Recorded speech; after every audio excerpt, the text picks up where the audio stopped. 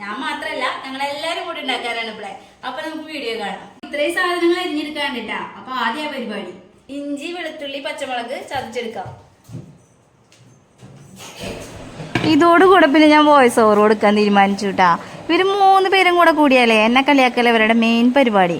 അങ്ങനെ ഷോർട്ടിന് എണ്ണം കൂടാന്നല്ലാണ്ട് ബിരിയാണി ഉണ്ടാക്കൽ നടക്കണില്ലേ.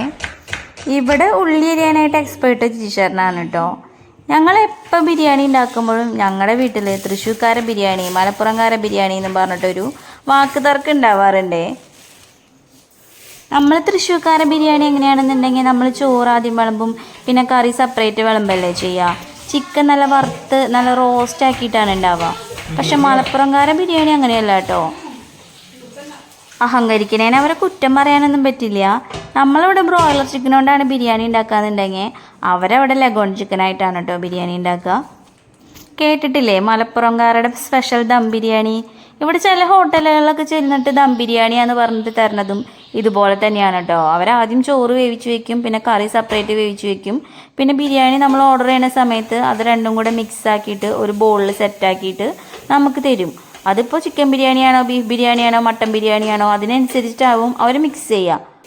ഈ ഉണ്ടാക്കണ ചിക്കനിലും ഉണ്ട് കേട്ടോ വ്യത്യാസം. അവിടുത്തെ ലഗോൺ ചിക്കൻ ഇവിടെ ഏതെങ്കിലും ചിക്കൻ കടയിൽ പോയി ചോദിച്ചിട്ടുണ്ടെങ്കിൽ അതെന്താ സാധനം എന്ന് പോലും അവർക്ക് അറിയില്ല കേട്ടോ. ചില കടക്കാർ പറയും ഇവിടെ ആരും അങ്ങനത്തെ ചിക്കൻ വാങ്ങില്ല, അതുകൊണ്ട് ഞങ്ങളിവിടെ കൊണ്ടുവയ്ക്കാത്തതാ, എല്ലാവർക്കും ബ്രോയിലർ ചിക്കൻ മതിയെന്ന്. പക്ഷേ ഹെൽത്ത് വൈസ് നോക്കുകയാണെങ്കിൽ ലഗോൺ ചിക്കൻ കഴിക്കുന്നതാണ് കേട്ടോ കുറച്ചും കൂടെ നല്ലത്. ഇനി ബിരിയാണിയിലേക്ക് കടക്കാം. ഞങ്ങളിവിടെ ബിരിയാണി ഉണ്ടാക്കുമ്പോൾ സ്ഥിരം എന്നെ ഹെൽപ്പ് ചെയ്യാറ് ജീശേരനാണ് കേട്ടോ. ഞങ്ങൾ 2 പേരും കൂടെ ഒന്നിച്ചാണ് കുക്ക് ചെയ്യാറ്. കാരണം ഒരാളായിട്ട് ഉണ്ടാക്കുമ്പോൾ കുറച്ച് സമയം വൈകുകയും ചെയ്യും, പിന്നെ എവിടെയെങ്കിലും ഒന്ന് പാളിപ്പോയാൽ മൊത്തത്തിൽ പാളും. അപ്പോൾ പിന്നെ ഞങ്ങൾ ഒന്നിച്ച് അങ്ങോട്ടും ഇങ്ങോട്ടൊക്കെ ഡിസ്കസ് ചെയ്ത് എപ്പോഴും അങ്ങനെ ബിരിയാണി ഉണ്ടാക്കാറ്. അപ്പോൾ ഞങ്ങൾ ഇന്നിവിടെ ഉണ്ടാക്കണതും മലപ്പുറംകാര ദം ബിരിയാണിയാണ്. പക്ഷെ ഞങ്ങൾക്ക് ലഗോൺ ചിക്കൻ കിട്ടിയിട്ടില്ല. സാധാ ബ്രോയിലർ ചിക്കൻ വെച്ചിട്ട് തന്നെയാണ് ഉണ്ടാക്കുക. ലഗോൺ ചിക്കൻ എന്ന് പറയുമ്പോൾ നല്ല വേവ് ഉണ്ടാവേ. മലപ്പുറംകാരെ എങ്ങനെയാണെന്നുണ്ടെങ്കിൽ അത് അടുപ്പിലിട്ടിട്ടാണ് വേവിക്കുക. നല്ല അടുപ്പൊക്കെ മുറ്റത്ത് പൂട്ടിയിട്ട് അവിടെ ഇട്ടിട്ടാണ്. സ്പെഷ്യൽ ബിരിയാണി ചെമ്പൊക്കെ ഉണ്ടാവും, ആ ബിരിയാണി ചെമ്പിലാണ് ബിരിയാണി ഉണ്ടാക്കുക. എന്നിട്ട് മസാലയൊക്കെ ഉണ്ടാക്കിയിട്ട് അതിലേക്ക് ചിക്കൻ ഇട്ടിട്ട് ആ ചൂടിൽ ആ ചിക്കൻ നന്നായിട്ട് വേവണം കേട്ടോ. കുറച്ച് വേവുള്ള ചിക്കനാണ് ലഗോൺ ചിക്കൻ.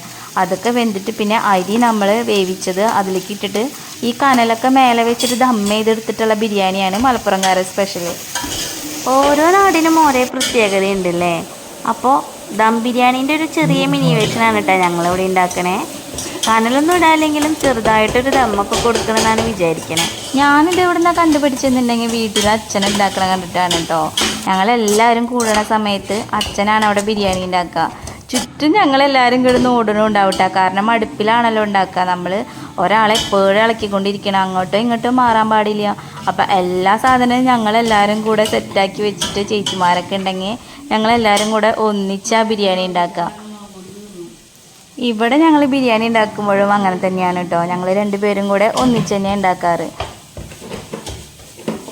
നമ്മുടെ ബിരിയാണി ചെമ്പ് അടുപ്പത്ത് വെച്ചിട്ട് നമ്മൾ നെയ്യ് ഒഴിച്ചിട്ട് കുറച്ച് വെളിച്ചെണ്ണ ഒഴിച്ചിട്ട് നമ്മൾ ഇഞ്ചി, വെളുത്തുള്ളി, പച്ചമുളക് പേസ്റ്റ് ഇട്ടിട്ട് അതൊന്ന് വാടി വരുമ്പോൾ നമ്മൾ സബോള ഇട്ടിട്ട് നന്നായിട്ട് വഴറ്റിയെടുക്കണം കേട്ടോ. എന്നിട്ട് നമ്മൾ അതിലേക്ക് തക്കാളി ഇട്ട് കൊടുത്തിട്ട് നന്നായിട്ടത് പേസ്റ്റ് പോലെ വഴന്ന് കിട്ടണേ. പിന്നെ നമ്മളതിൽ പൊടികളൊക്കെ ഇടണം. കുറച്ച് മഞ്ഞൾപ്പൊടി, മുളക് പൊടി, മല്ലിപ്പൊടിയൊക്കെ ഇട്ടിട്ട് ഒരുപാടൊന്നും വേണ്ട കേട്ടോ, കുറച്ചീശേ വേണ്ടൂ. പിന്നെ കുറച്ച് ബിരിയാണി മസാല ഇട്ട് കൊടുത്തിട്ട് നമ്മൾ പിന്നെ ചിക്കൻ അതിലേക്ക് ആഡ് ചെയ്യണം. മസാലയൊക്കെ നന്നായി ഒന്ന് സോട്ട് ചെയ്തിട്ട് നമ്മൾ ചിക്കൻ ആഡ് ചെയ്യണം. എന്നിട്ട് പിന്നെ നമ്മൾ കുറച്ച് തൈരും അതിലേക്ക് ആഡ് ചെയ്യണം.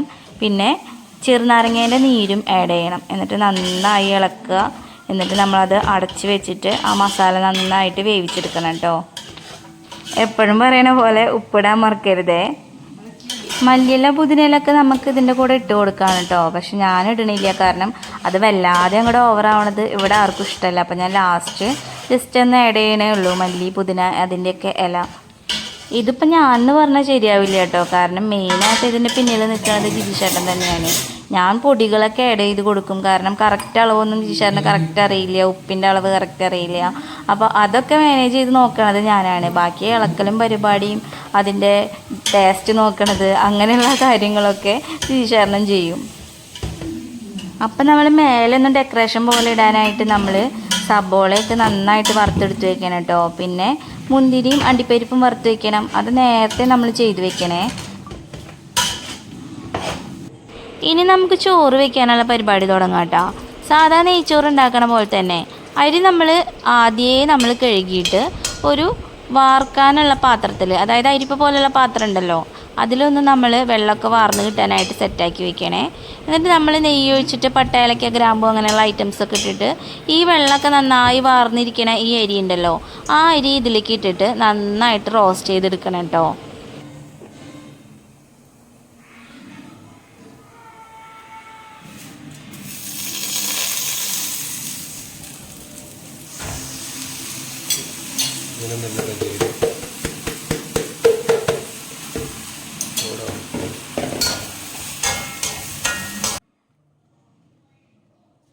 ഇനി ഇതിലേക്ക് നമുക്ക് വേവാനുള്ള വെള്ളം ഒഴിച്ച് കൊടുക്കണ്ടേ. ഒരു ഗ്ലാസ് അരിക്ക് 2 ഗ്ലാസ് വെള്ളം എന്നുള്ള രീതിയിൽ നമ്മൾ തിളച്ച വെള്ളം വേണം ഇതിലേക്ക് ഒഴിച്ച് കൊടുക്കാനേ. അത് നമ്മൾ ആദ്യമേ തിളപ്പിച്ചൊക്കെ വെക്കണം. എന്നിട്ട് പിന്നെ നമ്മളിതിലേക്ക് വേണ്ട ഉപ്പിട്ട് കൊടുക്കുക, കുറച്ച് ചെറുനാരങ്ങ നീര്, പിന്നെ മല്ലീൻ്റെ ഇല, പിന്നെ വേണമെങ്കിൽ കുറച്ച് നെയ്യും കൂടെ ഒഴിച്ചിട്ട് നമ്മൾ അടച്ച് വെച്ച് വേവിക്കുകയാണ് കേട്ടോ വേണ്ടത്. നമ്മൾ ആദ്യം കുറച്ച് ഹൈ ഫ്ലെയിമിലൊക്കെ ഇട്ട് വേവിച്ചിട്ട് അതൊക്കെ ഒന്ന് തിളച്ച് നന്നായിട്ട് വരുമ്പോൾ നമുക്ക് ലോ ഫ്ലെയിമിലേക്ക് മാറ്റാം. എന്നിട്ട് നമ്മൾ ഇടയ്ക്കൊന്ന് ഇളക്കി കൊടുക്കുകയും വേണം കേട്ടോ. അപ്പം നമ്മുടെ ചോറ് സെറ്റാവേ. ഞാനെപ്പോഴും ഈ പാത്രത്തിലാണ് കേട്ടോ ഇപ്പോൾ നെയ്ച്ചോറ് ഉണ്ടാക്കാൻ. കാരണം ഈ പാത്രം എനിക്ക് വറക്കാനും പിന്നെ പെട്ടെന്ന് അടിയിലൊന്നും പിടിക്കില്ല, ചോറൊക്കെ നല്ല സെപ്പറേറ്റായി കിട്ടാറുണ്ട്. അതുകൊണ്ട് ഇപ്പോൾ എൻ്റെ ചോറ് ഉണ്ടാക്കുന്ന പാത്രം ഇതായിട്ടോ. നെയ്ച്ചോറ് ഉണ്ടാക്കാനാണെങ്കിലും ബിരിയാണി ഉണ്ടാക്കാനാണെങ്കിലും ചോറ് വയ്ക്കാൻ ഞാനിപ്പോൾ ഈ പാത്രത്തിലാണേ.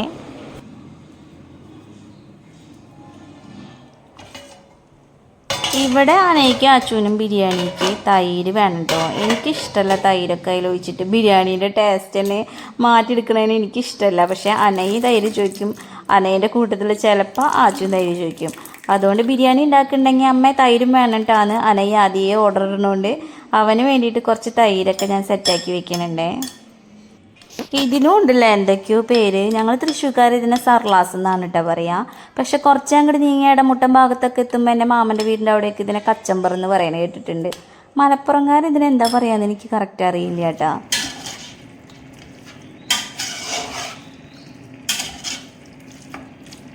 അപ്പോൾ ചോറൊരു സ്ഥലത്ത് സെറ്റായിട്ടുണ്ട്. ഞാൻ വിചാരിച്ച പോലെ തന്നെ കറക്റ്റ് വേവായിട്ട് കിട്ടിയിട്ടുണ്ട് കേട്ടോ.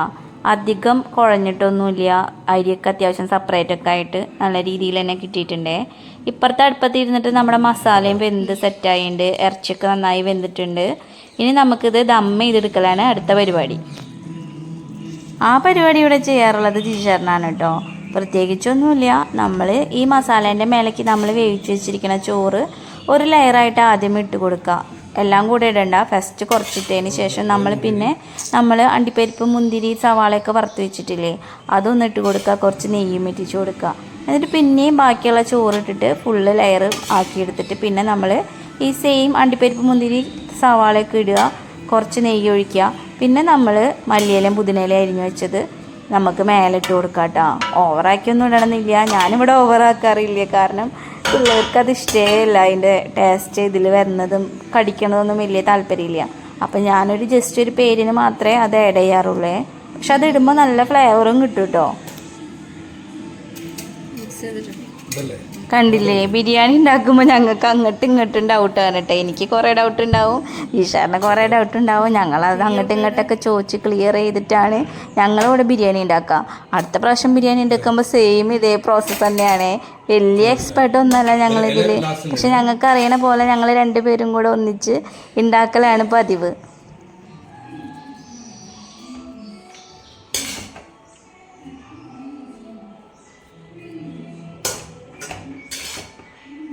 ശരിക്കും നാട്ടിൽ കിട്ടണ ബിരിയാണീൻ്റെ ടേസ്റ്റൊന്നും വരാറില്ല കേട്ടോ. കാരണം ഞാൻ പറഞ്ഞില്ലേ, ചിക്കൻ്റെ വ്യത്യാസവും ഉണ്ട്, പിന്നെ അടുപ്പിലുണ്ടാക്കണ ബിരിയാണിയാണല്ലോ.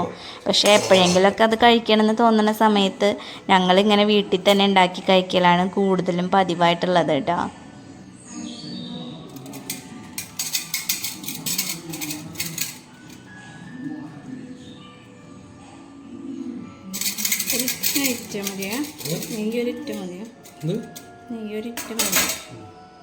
അവിടെ നമ്മൾ ഉറട്ടിച്ചു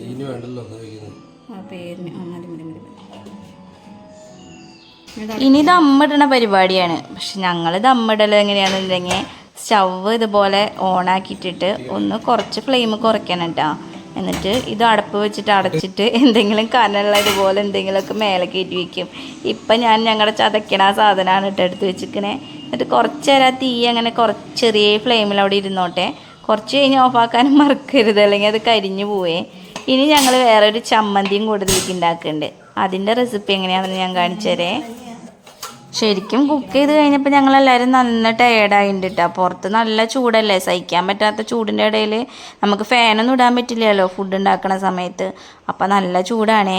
അപ്പോൾ ഇതെങ്ങനെയാണെന്നുണ്ടെങ്കിൽ നമ്മൾ വലിയ ഐറ്റംസ് ഒന്നും വേണ്ട. തേങ്ങ ചിരകുക, പിന്നെ പച്ചമുളക്, പിന്നെ കുറച്ച് മല്ലിയില, ഉപ്പിട്ടിട്ട് നന്നായിട്ട് ഇതുപോലെ ചതച്ചെടുക്കുക മിക്സീൻ്റെ ജാറിൽ.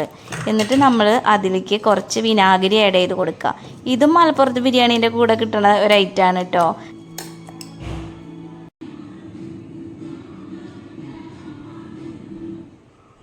എല്ലാ പണിയും കഴിഞ്ഞപ്പോൾ എൻ്റെ അടുക്കള ഈ പരിവായിട്ടുണ്ട്.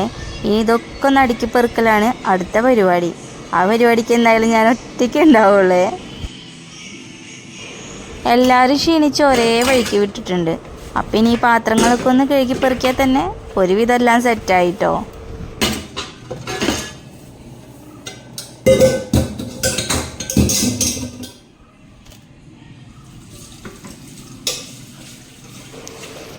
ഇത് ഇവിടുത്തെ വർക്കിംഗ് കിച്ചണാണ്. ഈ കിച്ചൺ നിങ്ങൾ ആദ്യമായിട്ടാവൂലേ കാണുന്നുണ്ടാവുക. പക്ഷെ ഞാൻ ഫുൾ ടൈം കുക്ക് ചെയ്യുക ഇവിടെയാണ് കേട്ടോ.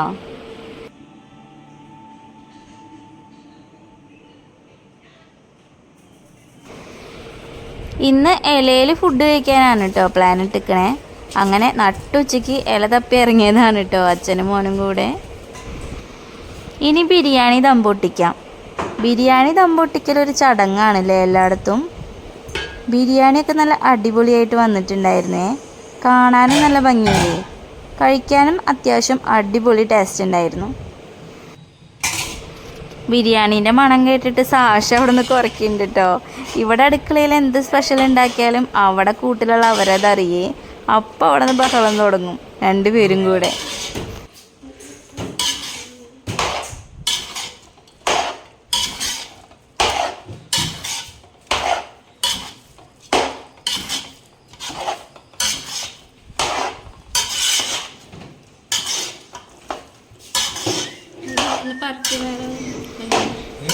ടേസ്റ്റ് നോക്കാൻ വേണ്ടിയിട്ട് ഞങ്ങളുടെ കുട്ടിപ്പട്ടാളം അപ്പോഴേക്കും ഓടിയെത്തിയിട്ടാ. അവിടെയും ബിരിയാണീൻ്റെ സ്മെല്ല് എത്തിയിട്ടുണ്ടായിരുന്നു. ഇനി ഫുഡ് കഴിക്കാന്നുള്ള ചടങ്ങാണ്. നല്ല വിശന്നുണ്ട്. നല്ല ചൂടുള്ളതുകൊണ്ട് ഞങ്ങളൊരു ലൈമും കൂടെ അങ്ങോട്ട് ഉണ്ടാക്കി.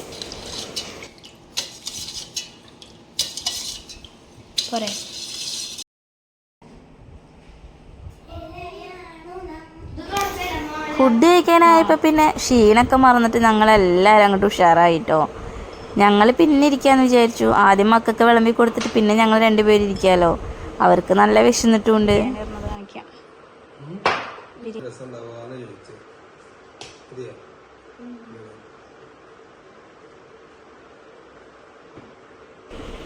അങ്ങനെ കുറച്ച് നേരം കൊണ്ട് ഒരു നല്ല ബിരിയാണി ഞങ്ങൾ ഉണ്ടാക്കി കഴിച്ചു കേട്ടോ. ശരിക്കും ബിരിയാണി ഉണ്ടാക്കാന്ന് പറയുമ്പോൾ ഉണ്ടാക്കാന്ന് പറയണത് ഇത് കഴിക്കുക എന്നുള്ളതിനേക്കാൾ അപ്പുറം ഈ ഒരു കുഞ്ഞ് സന്തോഷത്തിനും കൂടിയാണ് കേട്ടോ. ഞങ്ങളെല്ലാവരും കൂടെ ഒന്നിച്ച് കുക്ക് ചെയ്യലും തമാശ പറയലും കളിയാക്കലും ചിരിക്കലൊക്കെ കഴിഞ്ഞിട്ട് ഇതൊന്നിച്ച് കഴിക്കുമ്പോൾ കിട്ടുന്ന ആ സന്തോഷം ഉണ്ടല്ലോ, അതിന് വേണ്ടിയിട്ടാണ് കേട്ടോ ഇതിങ്ങനെ ഞങ്ങൾ ഇടയ്ക്കിടയ്ക്ക് ചെയ്യണതും. അപ്പം ഞങ്ങളുടെ വീഡിയോ ഇഷ്ടമായ എല്ലാവരും ഒന്ന് സപ്പോർട്ട് ചെയ്തോളൂ കേട്ടോ. ലൈക്ക് ചെയ്തോളൂ, ഷെയർ ചെയ്തോളൂ, സബ്സ്ക്രൈബ് ചെയ്തോളൂ. അപ്പം ഇനി നമുക്ക് പിന്നെ കാണാം.